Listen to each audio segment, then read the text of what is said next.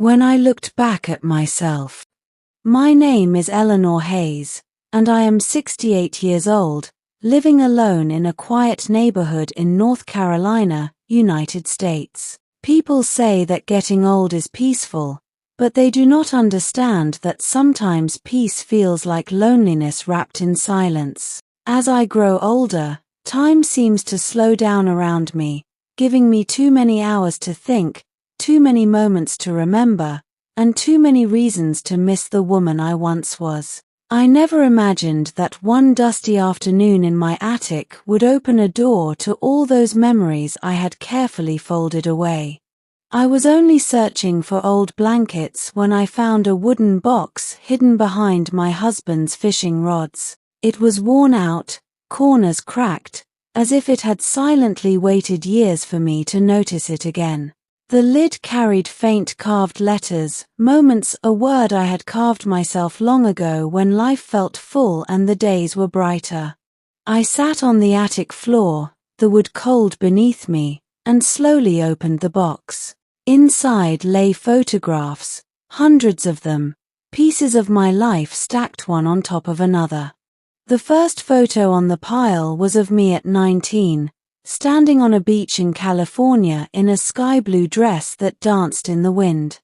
My hair was wild, my eyes bright, my smile wide and careless. I remember doubting my beauty back then, feeling too ordinary among confident girls who wore lipstick and walked like they owned the world. But in that picture I looked radiant, confident, unafraid. Seeing myself like that made my chest tighten with a strange mixture of pride and sadness. How easily I had worn beauty back then, without even knowing I had it. As I dug deeper, I found photos from my early 20s when I moved alone to Chicago, determined to build a life on my own terms. Those were difficult years, and yet the pictures showed a young woman with fire in her eyes, standing behind a bookstore counter, arranging shelves, typing notes on a dusty typewriter, serving coffee to hurried customers in the evenings. I remember the exhaustion, the cheap rented rooms, the drafty windows, the smell of old books mixed with caffeine, and yet, I also remember how alive I felt. My reflection back then glowed not just with youth but with ambition, and for the first time in years, I felt proud of that girl who fought for her place in the world. Then I found a photograph that stopped my breath. It was of me and James, my husband, on a snowy evening in Chicago. Snowflakes clung to our coats, and he was looking at me, not the camera, with a tenderness I still feel in my bones. He had offered me his scarf the night we met because I had forgotten mine, a small act that later changed my whole life. He always told me I was beautiful, especially when I laughed. I remember dismissing his compliments, thinking he was only being kind. But the way he looked at me in that photo, full of adoration, made me realize that I had been viewed with a love I never truly understood at the time. Marriage softened me. Life became a routine of comfort and togetherness. My beauty shifted from the bright glow of youth to something calmer, deeper, more stable. I stopped dressing to impress, stopped worrying about my hair, my clothes. Love made me feel safe, and safety made beauty less important. But as I pulled out more photos, I could see subtle changes in my face as the years passed. Wrinkles around my eyes, softer curves around my waist, a tiredness that crept into my expressions. Motherhood shaped me even more. There were pictures of me holding my newborn daughter, my hair messy, my face drained from sleepless nights, yet glowing with love. I remember feeling unattractive then, unaware of how beautiful love made me.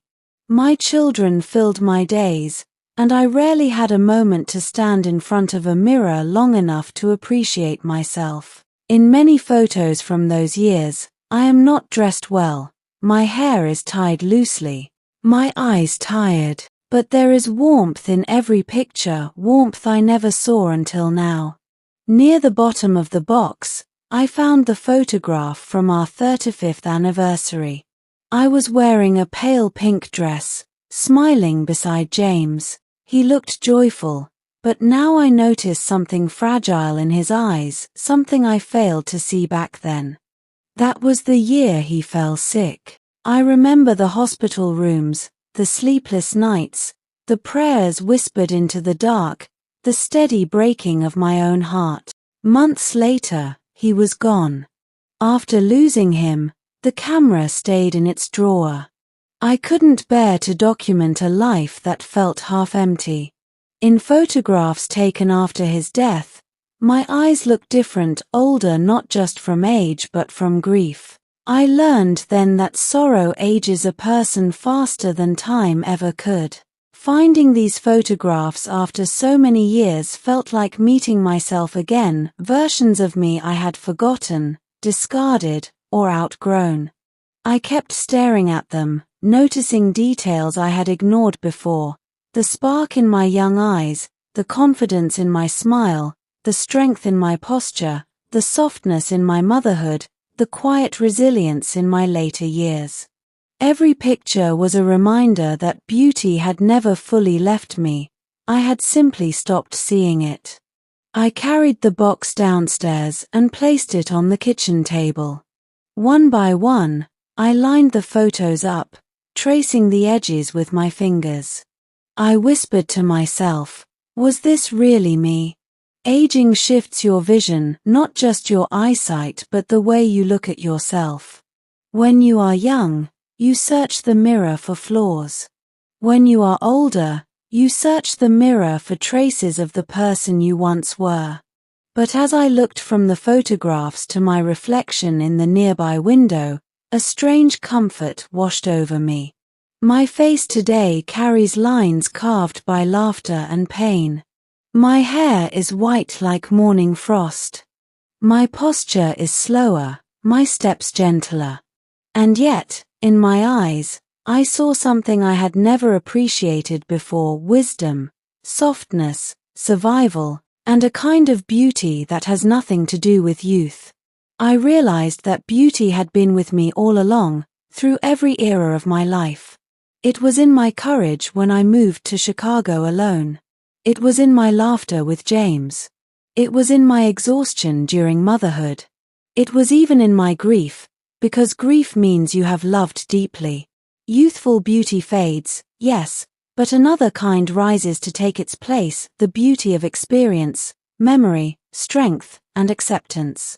For the first time in years, I placed one of the photographs, my 19-year-old self in the blue dress, on my bedside table. Not to mourn her, but to honor her. She was beautiful, but so am I now, in a different way. When I looked into the mirror that night, I didn't see a faded woman but a life fully lived. I whispered, "You were beautiful then, Eleanor, and you are beautiful now." The next morning, I sat by the window with my cup of tea and looked at my reflection in the glass. I smiled, not the youthful, careless smile from my photos, but a deeper, knowing one. I have lived, I have loved, I have lost, and I have survived. My beauty grew with me, changed with me, aged with me. And now, when I look at my old photos, I do not feel sadness anymore. I feel gratitude. Because the woman in those pictures is still here inside me, just wrapped in more years, more stories, more strength. Youth was the beginning of my beauty. Age is the proof of it.